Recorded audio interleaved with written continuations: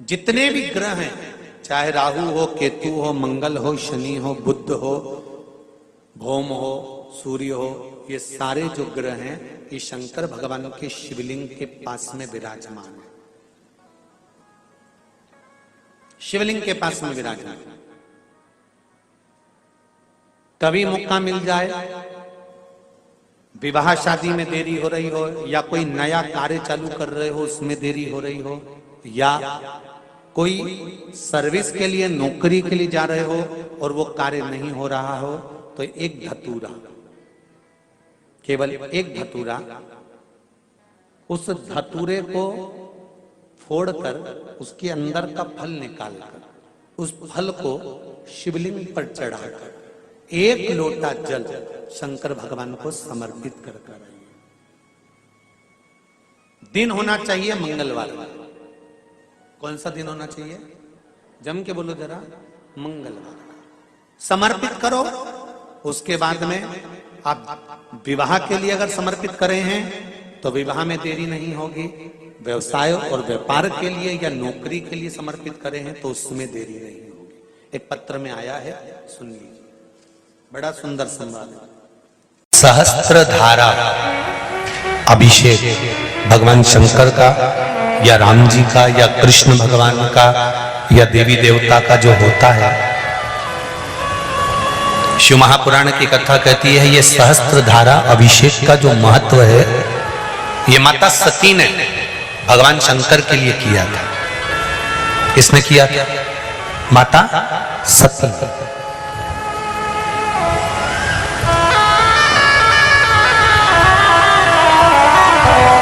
कभी जीवन में आपको लग रहा हो कि मैंने 2-3 व्यापार करके देख लिए और घाटा ही घाटा हो रहा है,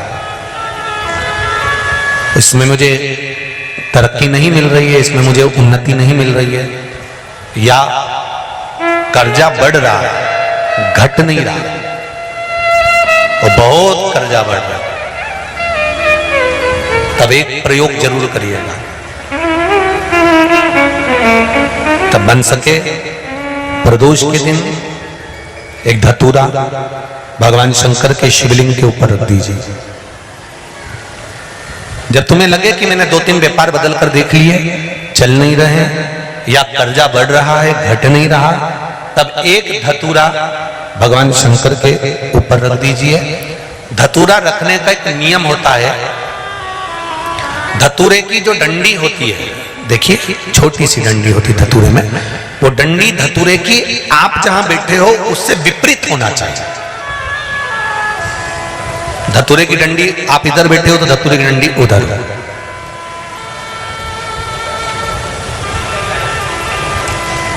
अपने को लग रहा है कि व्यापार मैंने बदल लिया, 2 बार 4 बार 6 बार व्यापार बदल के देख लिया और कर्जा बढ़ रहा है, पर व्यापार भी नहीं चल रहा।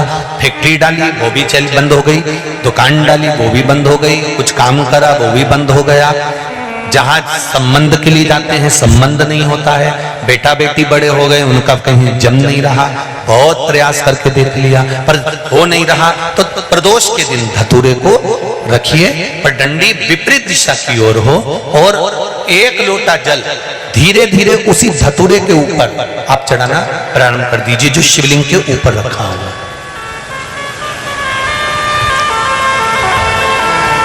महाराज हाटकेश्वर महादेव का नाम लेकर, कौन से महादेव? जम के बोलो जरा, हाटकेश्वर महादेव का नाम लेकर जो जल समर्पित करा जाता है और उस जल को समर्पित करने के बाद उसी धतूरे को वापस घर में ले आया जाता है, वापस लिया।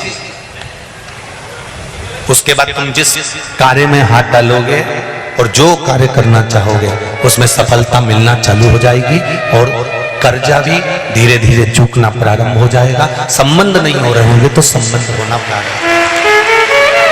कौन सा महादेव? जम के बोलिए जरा, हाटकेश्वर महादेव का स्मरण। हाटकेश्वर वो शिव तत्व का सुख अपने आप प्राप्त होने लगे अपने। तो जिनकी यहाँ संपदा की कमी होती है, वैभव की कमी होती है, लक्ष्मी की कमी होती है, प्रतिष्ठा की कमी होती है, धन की कमी होती है, उसके लिए महापुराण में प्रदोष व्रत कथा के अंतर्गत प्रदोष काल में किया गया पुण्य, दान, सत्कर्म, भजन, एक लोटा पानी का भी सतभाग हमारे भाग्य में है। जिस व्यक्ति के रीढ़ की हड्डी में परेशानी हो या रीढ़ की हड्डी तकलीफ दे रही हो, पीठ का भाग तकलीफ दे रहा हो, डॉक्टर बोल रहे हो गुर्दा खसक गया, या कोई क्रम मान लो कोई मस्तिष्क से जुड़ी बीमारी हो, ट्यूमर हो गया हो, कोई कुछ हो गया हो, गांठ पड़ गई हो मस्तिष्क के अंतर्गत, तो शिव महापुराण की कथा कहती है प्रदोष के दिन, जिस दिन मंगलवार की भौम प्रदोष का दिन हो महाराज, प्रदोष काल में प्रदोष के दिन शंकर भगवान को बीले का गुर्दा, जो बीला होता बील फल का अंदर का गुर्दा भाग शंकर के शिवलिंग पर प्रदोष काल में मल दिया जाए। मलने के बाद थोड़ी देर बाद उसको उठा लिया जाए, शिव जी का अभिषेक पूजन स्नान करा दिया जाए, पूजन स्नान आदि सब कराकर दियाबत्ती लगाकर भगवान शंकर के मंदिर पर ही बाहर बैठकर उस गुर्दे का थोड़ा सा भाग मुख में पालो, थोड़ा सा भाग लेकर आ जाओ। 7 से 8 दिन तक उस भाग का प्रतिदिन सुबह के समय पर सेवन कर लीजिए। गुर्दे की प्रॉब्लम हो या मस्तिष्क से जुड़ी हुई प्रॉब्लम हो वो समाप्त हो जाएगा महाराज। भौम प्रदोष के दिन मंगलवार प्रदोष का स्मरण जो सुख दिया है वो आनंद। किसी भी प्रदोष के दिन, प्रदोष काल में एक बार लगा दे, उसके बाद में अपनी कामना कर कर बेलपत्री एक छोटा सा उपाय अवश्य करिएगा। अगर बच्चे कोई एग्जाम में बैठ रहे हैं या कंपटीशन एग्जाम है या नौकरी के लिए अप्लाई कर रहे हो, मान लो 4-6 महीने से बैठे हो, 8 महीने से बैठे हो, सर्विस नहीं है, नौकरी नहीं है, तो एक छोटा सा उपाय अवश्य करिएगा शिव महापुराण का। महाराज बेलपत्री के पेड़ के नीचे विराजमान होकर, बेलपत्री के पेड़ के नीचे जिसको नौकरी के लिए या एग्जाम में बैठ रहा है वो जल चढ़ाए, बेलपत्री के पेड़ के नीचे थोड़ा सा दूध चढ़ाए, फिर जल चढ़ाए और अपने राइट भाग में घी का दिया और अपने लेफ्ट भाग में तेल का दिया। किसी भी प्रदोष के दिन, प्रदोष काल में एक बार लगा दे, उसके बाद में अपनी कामना कर कर बेलपत्री के पेड़ के नीचे धोख लगाकर प्रणाम कर कर आ जाए और चले जाए इंटरव्यू के लिए, बाबा उत्तीर्ण करा ही देगा, नौकरी दिलाई। जिस दिन रविवार की प्रदोष पड़े उस दिन एक लाल वस्त्र में पीली सरसों रखकर और उसके अंतर्गत कुछ भी एक, या तो बमूल का कांटा ना मिले तो गुलाब का कांटा ही उसके अंतर्गत रख लीजिए। और मान लो कोई काम ऐसा है कि उसमें पैसा तुम्हारा आ ही नहीं रहा, बहुत घाटे पर घाटा जा रहा है, नुकसान बहुत हो रहा है और कोई काम हो ही नहीं रहा, तो महाराज जिस दिन रविवार की प्रदोष पड़े उस दिन एक लाल वस्त्र में पीली सरसों रखकर और उसके अंतर्गत कुछ भी एक, या तो बमूल का कांटा ना मिले तो गुलाब का कांटा ही उसके अंतर्गत रख लीजिए और उसको शिव मंदिर का स्मरण कराकर शंकर भगवान का नाम लेकर रू भैरव, कौन सा भैरव है उसकी भी कथा भी आने वाली है। ये दारुक नाम के राक्षस का संहार करने के लिए जब माता अवतार लेगी तब शंकर भगवान बच्चे का रूप रखकर रोएंगे, तो शिव जी का एक नाम होगा रू भैरव। ये भैरव कहां पर रहता है तो कहा ये शमशान में रहता है। कहां रहता है ये भैरव? शंकर का जो एक अवतार है रू भैरव, ये भैरव अवतार शमशान में रहता है। तो इस भैरव का काम क्या है तो कहा शमशान में, शमशान की जो अग्नि होती है भले की ली लकड़ी रहे, भले उसमें कोई पदार्थ डाले ना डाले, थोड़ी देर में वो अग्नि रू आवाज, हल्की सी शमशान की जो अग्नि जलती है उसमें एक आवाज आती है। आप वैसे कोई अग्नि जलाएंगे ना उसमें आवाज नहीं आएगी, ध्यान देना। हमारे शमशान में अगर जो लोग गए होंगे मुर्दा जलाने के लिए, तो अगर वो एकांत में बैठेंगे तो उसमें से एक आवाज आती है रू रू। तो शिव पुराण कह रही है कि उस सरसों को, कांटे को रू भैरव का नाम लेकर जिस व्यापार जो नहीं चल रहा है, दुकान जो नहीं चल रही है, उस दुकान के सामने, उस व्यापार के सम्मुख में उसको जला दिया जाता है। ये करा जाता है रवि प्रदोष के दिन। महाराज कौन से प्रदोष? रवि प्रदोष के, जो सुख का भान कराती है, व्यापार की उन्नति के लिए, समृद्धि के लिए, लक्ष्मी के लिए इसका प्रयोग किया जाता है। तो यहां पर दारुक नाम का जो असुर है, दारुक नाम का जो राक्षस है, उसका एक ही कहना है कि मैं मरूं, मना नहीं है ब्रह्मदेव पर, वो मरने का। नंदी का एक पांव जो ऊपर होता है, आप लोगों ने दर्शन करे होंगे शंकर जी के मंदिर में नंदी के, तो नंदी का एक पांव उठा हुआ होता है, एक पांव नीचा की ओर होता है। हड्डी से जुड़ा हुआ रोग, नेत्रों से जुड़ा हुआ, मस्तिष्क से जुड़ा हुआ कोई रोग रहता है तो एक नीले कलर का फूल आता है हमारा, उस फूल में हल्दी डालकर गुरुवार का प्रदोष पड़ने पर जो नंदी के पांव के पास समर्पित कर देता है महाराज, उसका रोग धीरे धीरे समाप्त होने लगता है। लिंग पुराण कहती है कि नंदीश्वर भगवान के सामने जो पुष्प समर्पित करा जाता है उसको, ये तो लिखा था स्कंद पुराण और शिव पुराण, लिंग पुराण कहती है जो फूल आपने समर्पित करा उसको लाकर पानी की बाल्टी में डालकर आप स्नान भी कर सकते हो, उससे भी हड्डी के जितने रोग होते हैं उसमें आराम लगने लगता है। जैसे कहीं शरीर नहीं चल रहा, हाथ झुन्न पड़ रहा है, हाथ काम नहीं कर रहा, हाथ में झुंझुनी आ रही है, कंपन आ रहा है, जैसे मान लो कोई काम चाहे वो शनिचरी प्रदोष हो, चाहे रविवार की हो, सोमवार की हो, मंगल की हो, बुधवार की हो, गुरुवार की हो, शुक्रवार की हो, शनिवार की हो, कोई भी वार की हो प्रदोष, प्रदोष काल में शाम का समय सूर्य डूब रहा हो, बस डूबा ही हो, और उस समय पर केवल 3 दिन ऐसे रहेंगे, 3 बार ऐसे रहेंगे, 3 तिथियां ऐसी रहेंगी, 3 समय ऐसा रहेगा जिस समय पर तेरे द्वारा निर्मित शूल को भी शिव धारण करेगा और जगत का कल्याण करेगा। 3 दिन, 3 तिथियां, 3 बार, 3 नक्षत्र, 3 घड़ी, 3 पल,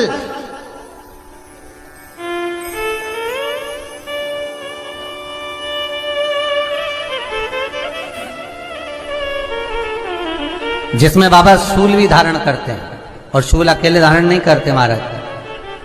जो धतूरा होता है ना, दर्शन करें धतूरे के, कांटे कांटे सा होता है धतूरा, तो वो धतूरे के साथ में बाबा शूल धारण करते हैं, बेलपत्री के शूल को। ये बहुत बहुत आनंदमय कथा है महाराज जी, जिसके जीवन में हमेशा कांटे ही मिले हैं। बेटी बड़ी हुई तो घर में मायके में दुख देखा, और मायके से गई ससुराल में तो ससुराल में दुख देखा।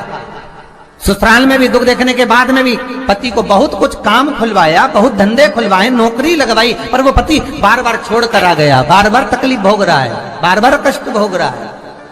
फिर थोड़े दिन काम करता है, थोड़े दिन छूट जाता है, फिर व्यापार में बढ़ता है, फिर छूट जाता है, फिर कोई दुकान खुलवाई, थोड़े दिन अच्छी चली, फिर वापस वहीं घर पर आकर बैठ गया। अर्थात उसके जीवन में वो शूलता चल रही है। तो बाबा देवाधिदेव महादेव कहते हैं, ये 3 घड़ी, 3 पल, 3 नक्षत्र, 3 समय, 3 दिन में जो शूल मुझे समर्पित करता है, उसके जीवन से मैं शूल हटा देता हूं। वो 3 दिन लिखे स्कंद पुराण।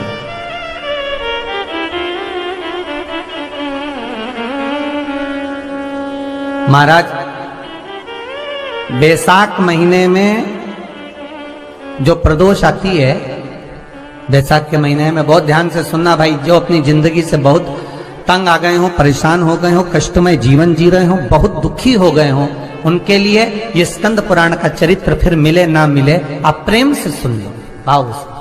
पहला, चाहे वो शनिचरी प्रदोष हो, चाहे रविवार की हो, सोमवार की हो, मंगल की हो, बुधवार की हो, गुरुवार की हो, शुक्रवार की हो, शनिवार की हो, कोई भी वार की हो, प्रदोष, प्रदोष काल में शाम का समय सूर्य डूब रहा हो, बस डूबा ही हो, और उस समय पर सूर्य के डूबन के तुरंत बाद बाबा को धतूरे के साथ में बेलपत्री ना चढ़ाते हुए, बेलपत्री के वृक्ष के 7 कांटे बाबा के शिवलिंग पर समर्पित करे जाते हैं महाराज, अपनी जिंदगी में अड़चनों को हटाने के लिए। फिर आप जिस व्यापार में उतरे, जिस व्यवसाय में उतरे, जिस नौकरी में उतरे, आप दिल से करें, आपको तरक्की मिलेगी। आप हार नहीं सकते, नीचे नहीं आ सकते, उन्नति पर ही चढ़ेंगे। एक वैशाख मास की प्रदोष, दूसरा शिवरात्रि के दिन मध्याह्न का समय महाराज, जो बड़ी शिवरात्रि होती है माघ की, बड़ी शिवरात्रि के अंतर्गत मध्याह्न का समय, दोपहर के ठीक 12 बजे, चाहे फिर वो कोई भी दिन हो हमारा, शिवरात्रि जिस दिन पड़ रही हो,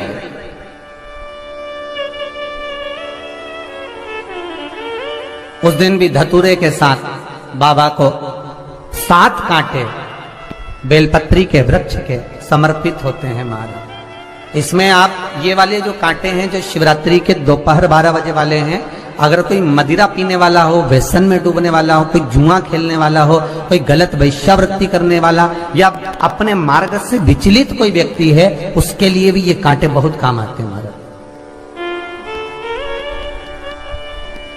दूसरा, पार्वती तेरे द्वारा तेरे नयन अश्रु से जो प्रगटा हुआ बेल का वृक्ष है, द्वितीय शूल मैं वहां धारण करता हूं, तृतीय शूल, तीसरा शूल, जो वर्णन करा गया महाराज, भगवान श्रावण के महीने में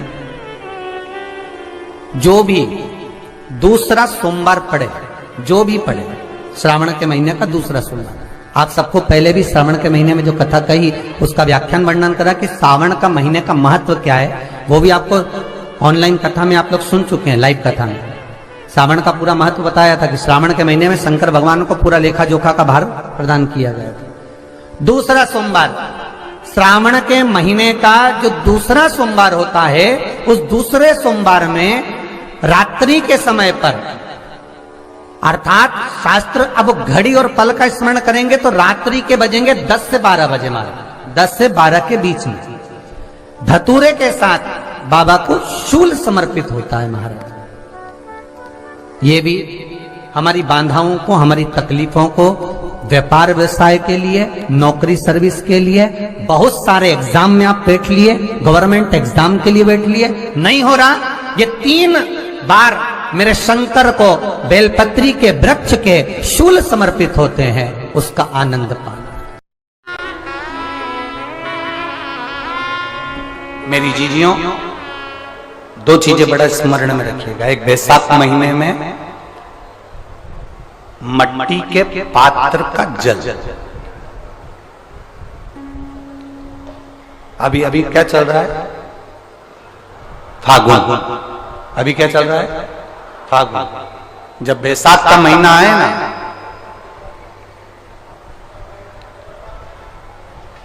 जितने यहां बैठे और जितने आस्था चैनल पर सुन रहे और जितने फेसबुक यूट्यूब पर कथा श्रवण कर रहे, जितने मोबाइलों पर देख रहे हैं, प्रयास करना, वैशाख के महीने में मिट्टी के पात्र में जो रात्रि भर जल रखा हो, मिट्टी के पात्र में, अगर आपके पास में घड़ा हो, हंडा हो, नी हो, तो दिया हो, दीपक हो, कुल्लड़ हो, कोई भी तुम्हारे पास में जो मिट्टी का पात्र, उसमें जल भरना।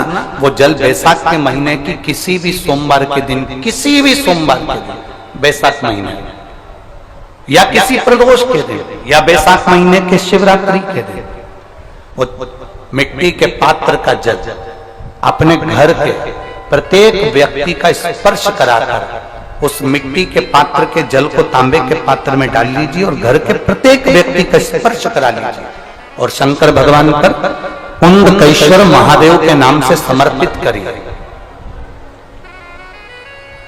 कुंडकेश्वर महादेव,